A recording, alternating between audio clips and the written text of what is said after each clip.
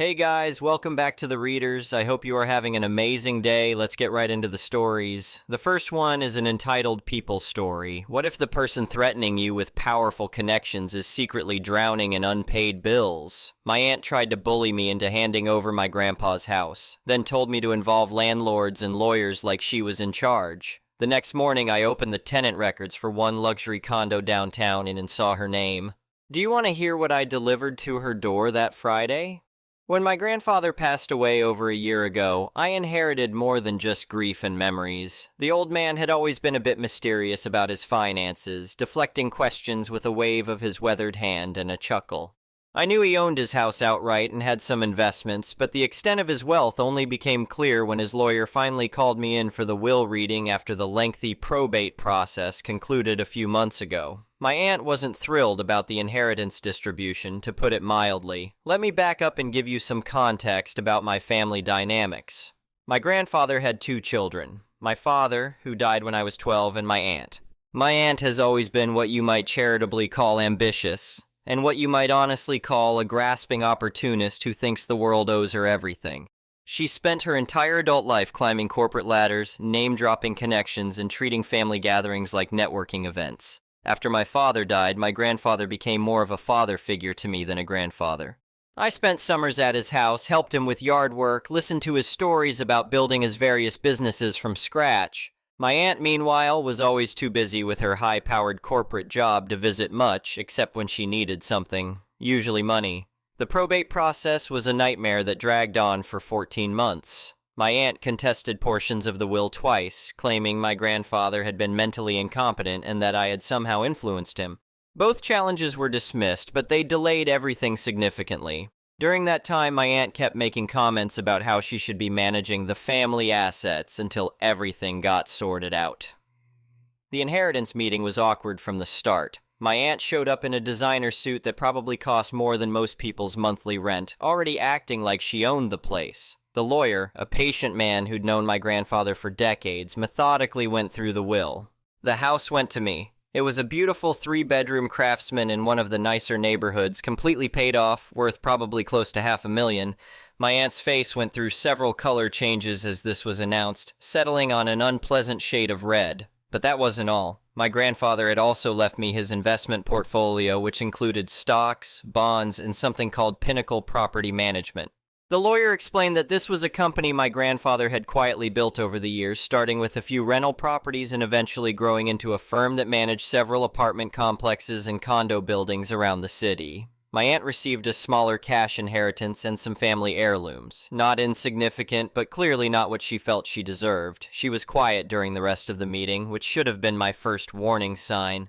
My aunt is never quiet unless she's plotting something. After reviewing the management structure my grandfather had set up, I realized the business was more substantial than anyone had let on during probate. He'd been pretty hands-off in recent years, letting his experienced staff handle day-to-day operations, but the income was significant. The existing property manager, Janet, had been running things smoothly and seemed relieved to finally have an owner who was actually reachable.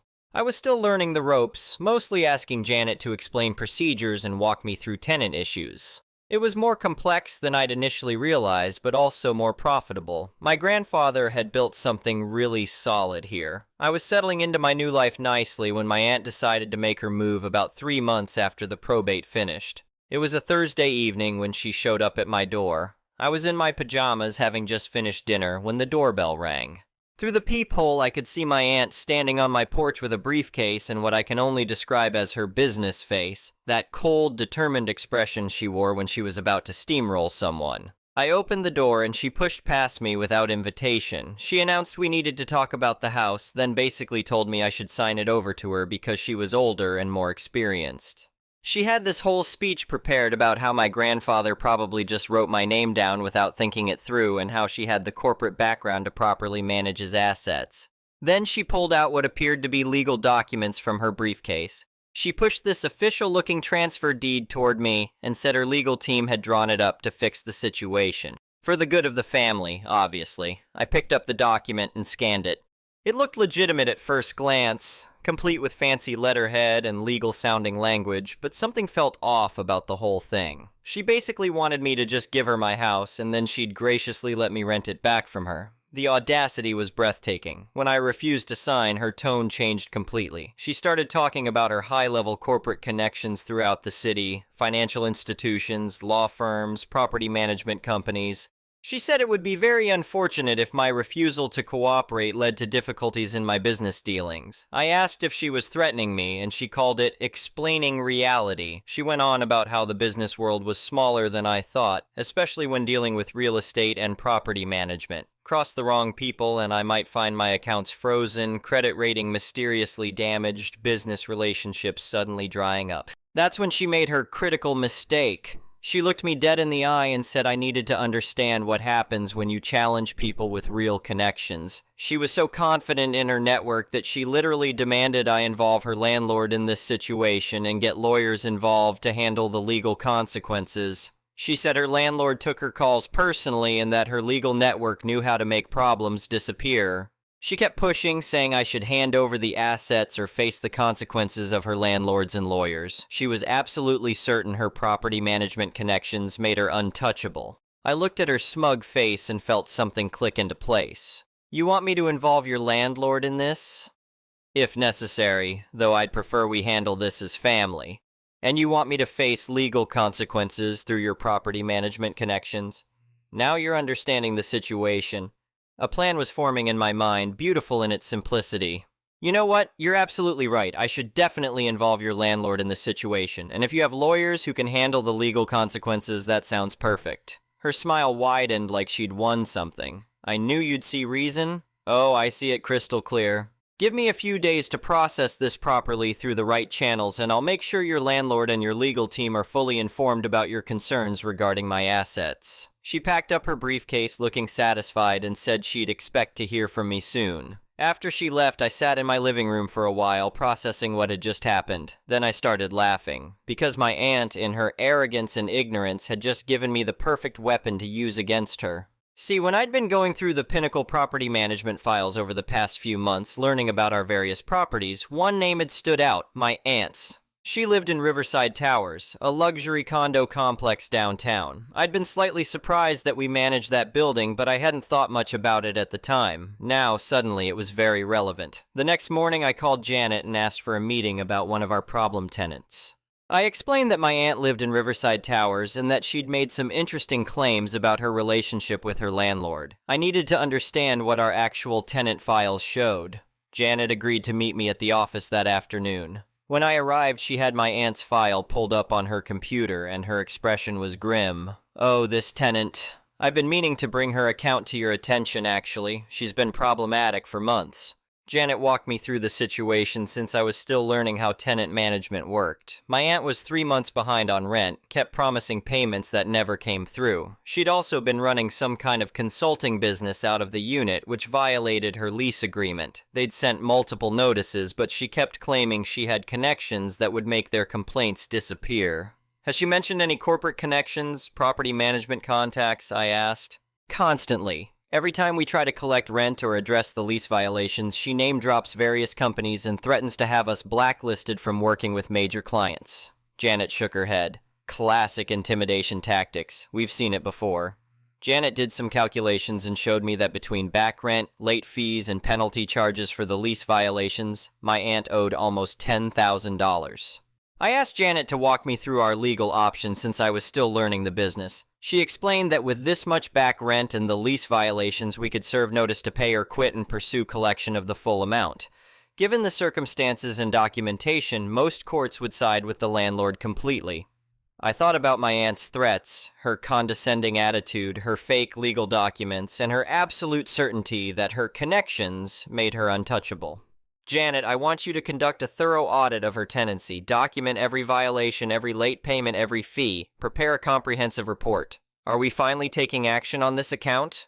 Oh yes. She specifically requested that we involve her landlord in a legal matter. I'm just giving her exactly what she asked for. Over the next week, Janet prepared a detailed audit of my aunt's tenancy. The situation was even worse than I'd initially thought. Not only was she months behind on rent, but she'd been operating a full-scale consulting business from her condo, entertaining clients, and running meetings at all hours. She'd made unauthorized modifications to the unit, including installing a separate business phone line and changing the locks without permission. She'd also been subletting her parking space to other tenants for cash, which was explicitly forbidden. The total amount owed, including all penalties and fees, came to just over $12,000. Janet helped me understand the proper legal procedures, and we prepared the official notices on Pinnacle Property Management letterhead. The letter was professionally worded but had a certain satisfaction to it. The notice thanked her for bringing her financial situation to our attention through her recent communications about property ownership and legal consequences. It mentioned how we appreciated her suggestion that we involve landlords and legal professionals in addressing her concerns about asset management. After careful consideration of her recommendations, we were providing a formal response. The notice demanded payment of the full amount owed within 10 days or immediate vacation of the premises. It detailed all the lease violations our audit had uncovered. It also mentioned that per her suggestion, we were forwarding the matter to our legal team for collection proceedings. The letter concluded by thanking her again for encouraging us to take swift action on the matter, noting that her insistence that landlords and lawyers become involved had been most helpful in prioritizing her case. I personally hand-delivered the notice to her condo on a Friday afternoon. I wanted to see her face when she realized what had happened. She answered the door in her usual designer outfit, looking annoyed at the interruption. She said she'd told me she expected to hear from me soon, but meant through proper channels. I'm here through proper channels. I handed her the envelope. As requested, I've involved your landlord and legal team in our discussion about assets and consequences. She took the envelope with a confused frown and opened it. I watched her face transform as she read. Confusion gave way to shock, then to something approaching panic. She stammered that this couldn't be legal, then looked up at me with dawning horror. Pinnacle Property Management, that's the company I inherited from Grandpa. The same company that's been sending you rent notices for months. The same landlord whose complaints you've been dismissing with your supposed connections. She stared at the letter, then at me, then back at the letter. You're my landlord? I own the company that manages the building, yes, and according to this audit that you specifically requested, you owe over $12,000 in back rent and fees. Plus, you've been running an illegal business out of your condo. She tried to fall back on her usual threats about corporate connections and knowing people in property management, but her voice lacked its earlier confidence. You know me. I'm in property management, and I'm not impressed by your connections. She was turning that familiar shade of red again, claiming this was harassment and retaliation, threatening to have my business shut down. With what influence? You're 3 months behind on rent and about to be evicted. Your high-level corporate connections don't seem to be returning your calls when it comes to actually paying your bills. I could see the reality of her situation sinking in. She tried to negotiate, mentioning family discounts and working something out. You have 10 days, as specified in the notice. That's more time than you gave me when you showed up with fake legal documents demanding I sign over my house. She insisted those documents weren't fake, that her legal team had prepared them, but even she didn't sound convinced anymore. Your legal team prepared documents to fraudulently transfer ownership of property that was legally mine? You might want to find better lawyers, preferably ones who don't help you commit felonies. The next few weeks were quite entertaining. My aunt tried every approach she could think of to avoid the consequences. She called the property management office constantly, alternating between threats and pleading. She claimed her corporate connections would destroy our business, then begged for payment plans, then threatened to sue for harassment. Janet handled most of these calls with professional patience, documenting everything for our files. She told me my aunt kept asking to speak to the real owner, apparently not believing someone my age could actually own the company. My aunt also tried going around me directly, showing up at my house twice more. The first time she brought actual lawyers, though not the ones who had supposedly prepared her fake deed transfer documents. These lawyers took one look at her lease violations and the documentation we'd prepared and quietly advised her to cooperate with the eviction process. The second time, she came alone, looking significantly less put together than usual. Her designer clothes were wrinkled, her hair wasn't perfectly styled, and she had the desperate look of someone whose world was crumbling. She tried to frame it as getting off on the wrong foot, saying we were family and could work something out. I reminded her that being family made it especially disappointing that she'd tried to steal my house with forged documents. She called them speculative documents, a proposed solution to what she saw as an inequitable situation. I told her that was a creative way to describe fraud. She offered to drop all her claims about the house if we called it even, but I pointed out her claims were never legitimate to begin with. She couldn't drop something she never had. Finally, she offered to pay the back rent, all of it, but she had less than 24 hours left on her notice period. When I asked if she could come up with $12,000 by the next afternoon, we both knew the answer. She couldn't, of course. Her high-level corporate connections apparently didn't extend to emergency loans for relatives who'd burned their bridges.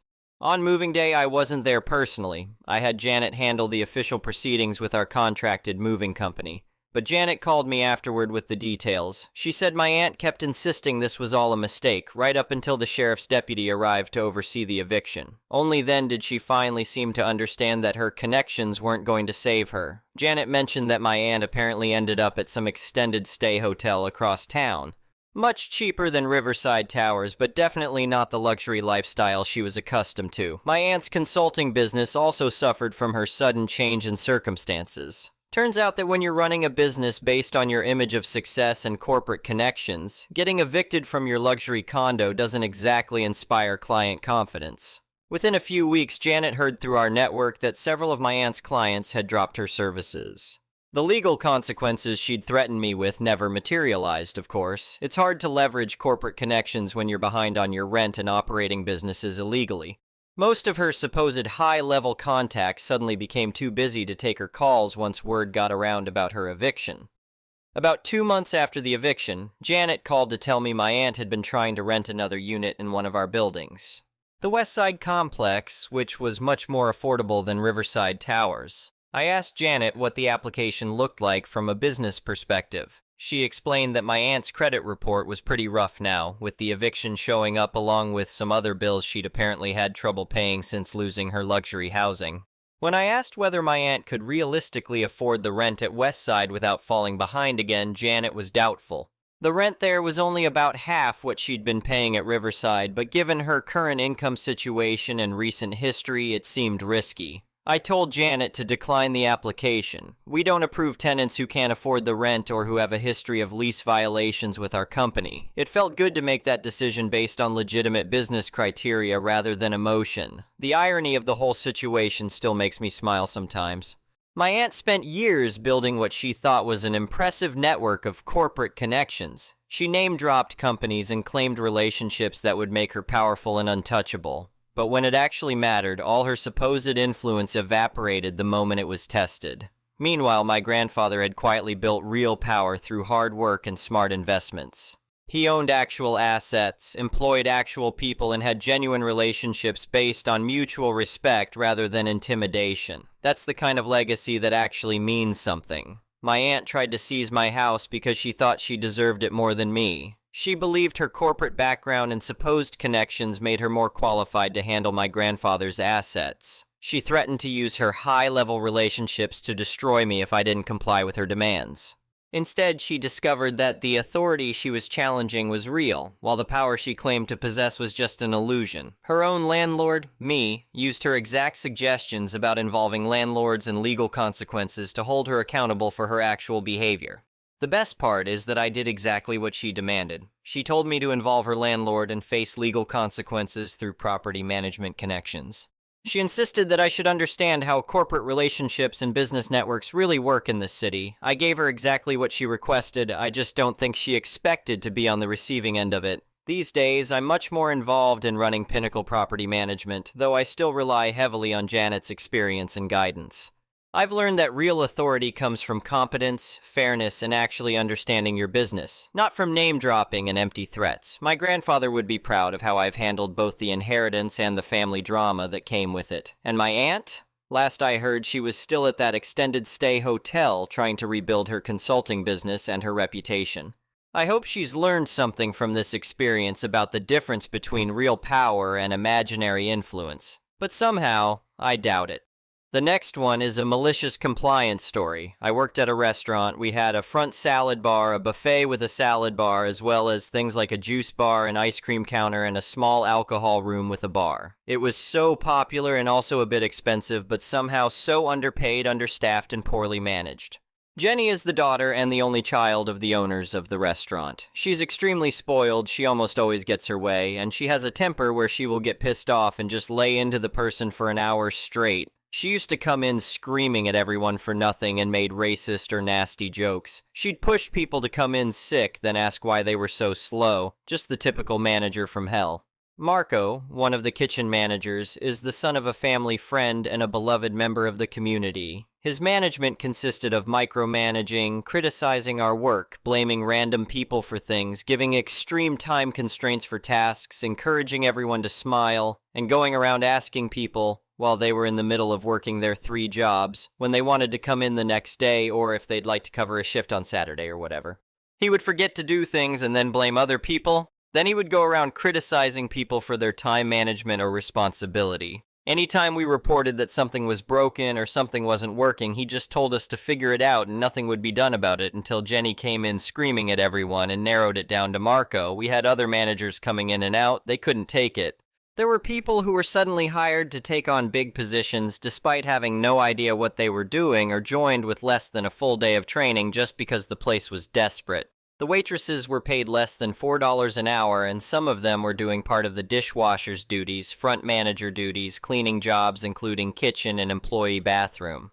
I want to say dishwashing was the worst, as 3 different people would come to work drunk or high every day just to tolerate everything. My coworker DJ kept up even when other dishwashers weren't working, helped me or the waitress clean, and literally had to monitor food that was cooking, and he'd keep track of orders because the manager Marco and the chef wanted to mess around or go stand by the door and smoke. There were days where staff members would break down or get sick, pulling a double shift, and he did everything for them. There was no choice. My job was preparing and filling food items for the main salad bar in front every day, and some days I also did salad bar in the buffet. I had other things to do as part of my normal salad/buffet job, including making food for reservations, preparing and stocking juice bar, and helping move stock into the freezers and fridge. On top of that, I was packing non-salad food for delivery and takeout, helping maintain and stock up to half the buffet, helping waitresses keep up with serving and bussing, doing ice cream and desserts, cleaning the whole kitchen and storage areas and customer bathrooms, helping the bar staff, helping at the front desk whenever I was out, and preparing ingredients or fetching things for the normal chef buffet chefs, all for a little more than minimum wage. I fell every day because I was running on wet floors and I had a heat stroke and even had to go to the ER for injuries. On buffet days, I had a partner, but that didn't matter. She just stood around right in front of the manager, Marco, talking to her cousin who worked there while watching me work, and both she and Marco would take breaks every now and then to criticize my work or my speed. Everything was held together by DJ and me. We were teenagers on Rockstar drinks, so we took whatever was coming to us. We kept everything going so well that we got scheduled to work almost every day, then every weekend. Jenny gave us free soda privilege, and we got raises 2 times in 5 months, which were only 10C, but did look good to me because my dad praised all of my paychecks. He didn't know what was going on and that I was working crazy hours, and he thought I was overpaid. Most of the customers were very sweet, so we tried our best to be of service, and a lot of them were regulars or people who came in to support Marco or everyone. There was always so much pressure on DJ and me. Also, DJ isn't white, and he would always get racist jokes and comments towards him. Marco and Jenny either did nothing or were the offenders. Most of the criticism or Marco's projection went to him despite him doing exactly what he was supposed to be doing and occasionally messing up due to extreme stress or time constraint. After a certain point, almost every criticism was race-based in some way. One horrible Saturday, there were 3x as many reservations as usual, on top of all bars and buffet being open. I clocked in and found out one of the managers let go of DJ the afternoon before. Absolutely no one knew why, including DJ, and I'm really assuming it was Marco. I already had zero hope for the day, and the only thing fueling me was the customers and my paycheck, of course. In just the first hour, I passed Marco at least 5 times trying to get things done. There was one time we accidentally made eye contact while I was helping a waitress. But at some point I went to the freezer in the back to help load some ice cream in, and he happened to walk in at the same time that I was standing there for 3 seconds, doing nothing, waiting for my coworker to bring in the dolly. He gave me this frustrated look like, "Get back to work." He caught me maybe a half hour later while I was coming into the back of the kitchen, near the freezer, to mop up some spilled water. The final time he caught me, I was in the freezer again looking at the inventory to see what fruit we had enough of, because I could only serve what we had enough of in case people requested more and Marco had enough. He said, "The place is busy as duck and you're in here just standing in the freezer for like 4 hours. Go home." I gave him this look like WTF and he reiterated that I was done for the night. I was not arguing with Marco, this was not my problem. I just said thanks, took my apron off, and headed out. Both the employee doors were blocked by trash cans and my partner standing there with a whole cart of things talking to her cousin, so I went to use the main side door in the front of the restaurant. Jenny saw me and asked where I was going. I put on a smile and said, "Man, Marco is the best guy ever. He just randomly came up to me and told me to take the night off." Jenny's face went from confused to shocked to livid in the span of 1 second. She quickly told me, "Don't go just yet," and she stormed into the kitchen screaming, "Marco!" I pretended to not hear her over the music and customers, and I just turned around and left. I got over 10 phone calls, but I simply let my phone ring. I waited until my partner updated her Facebook status with "finally closed, girl night time" or something like that, and I finally texted Marco back and gave an apology that sucked up in the most condescending way, but in a way that was personal, that only he would understand if he were to show it to someone. I came back the next morning and it was a complete disaster. Marco and Jenny came in looking dead tired because they spent the rest of the night in overtime busting ass trying to keep things going. There were actually dishes and trash bags piled up, and both the buffet and kitchen were wrecked because Jenny and her dad didn't want to keep the workers late and pay them overtime. The restaurant had to close for the summer. They posted all these job opportunities in schools and on Facebook and eventually opened back up, but I never answered and DJ didn't accept amends, so it was a whole spiral. Because of me leaving and DJ being fired, they had to close down their ice cream and minimize their buffet, and they now close earlier because they can't handle it. There are less customers supporting Marco, and there were even customers saying they aren't coming back until Marco or Jenny leaves. There's a waitress who joined during my time there, and it was her first job ever. Now she is the only previous employee left, and she ended up getting appointed as a manager at some point. I think they had to offer her a lot of money to stay because she bought a new house. Marco is the only other manager now. Marco is still asking me to come back, and since I deleted Facebook, I kept that phone number open with prepaid service on my old phone just for the purpose of reading his texts during my lunch. The next one is an entitled people story. I live in a very rural area. We have community hall dances every few months that me and the girls always attend together. We stay in our group of girls and always have a good time. This time was different. There's always someone hammered at the dance, confusing a community call dance for a bar, but we always ignore whoever it is that's in that stage. Well, last night they didn't give us much room to ignore them. This guy that I've never seen before walks straight over to our group. Immediately I see him look me up and down, and then he stood there silently for a moment giving me direct eye contact. For reference, eye contact makes me quite uncomfortable. I looked away and continued talking with my friends. He starts complimenting my hair, and in my head I knew what he was trying to do. I just nodded and said that's nice of him. He continues on to say if he was my boyfriend, he wouldn't leave me alone for any guy to take home. And I said to him, "Well, me and my fiancé have trust, so..." And then he keeps going on saying, "Oh, well, if it were me, I wouldn't let a girl like you out of my sight." He then starts telling my other friend that he will help her up. She was crouching because she was cold and we were outside for a puff break. She declined and he goes, "Don't worry, I'm not one of those guys." Me and my friends gave each other the look and walked right past the guy to another area. Skip to 10 minutes later, I'm dancing with my girls and we are having a good time. My mom was hitting the dance floor, so I started recording her to send to my sister. Here comes this guy again, and I got this on video. He practically walks through my mom, pushing her out of the way to get to me. He comes right beside me, literally shoulder to shoulder. Keep in mind, this is a dance, not a club. He did not need to be touching me. He leaned into my ear and goes, "You can't be recording all of this." I go, "Well, I'm recording my mom." He replies, "Your mom?" And so I point at my mom and say, "Yes, that is my mom." And he then changes the subject and says, again in my friggin' ear, "Are you single?" Which I'd already answered once. I said, "No, I am not." And he goes, "Oh, you have a boyfriend?" I said, "Actually?" And I put my ring right in his face. He takes a second of awkwardly staring at me and my ring, still touching me. Also, if you're wondering why I didn't move, he had me basically pinned between him and the table. He put his hands up, steps away, and goes, "I respect that," and begins to ask why my fiancé isn't there. And I tell him that my fiancé is a working man and was at his night shift providing for me. I then cut him off his last sentence and tell him, "This is me and the girls' song, I'm gonna dance with them." and I walked past him and left him standing there awkwardly. You'd think he'd give up. Nope. He stared at me the entire night. The girl he brought with him comes up to me and tells me she was trying to explain to him that I'm engaged, but he is hell-bent on bringing me home. I told her that's never happening. After two of friends left for the night, I was still hanging out with my friend who was coming back to my place with me. He comes over again. He stands about 2 feet in front of me and starts flirting with my friend. He kept giving me this look like he's trying to make me jealous. But really now you're just making multiple girls uncomfortable. He starts telling my friend, we were outside for a puff break, that she should go inside because she must be cold if he's freezing out there. We told him we were fine, but he was welcome to go back inside. He then starts saying to her that she has to go inside because she will freeze. I looked at him and I said, she's fine. And he goes, I know she is, but she should go inside. So me and her look at him and walk past him to go inside together. Behind us, I heard him go, look, I'm just trying to make friends. I'm not trying to be rude.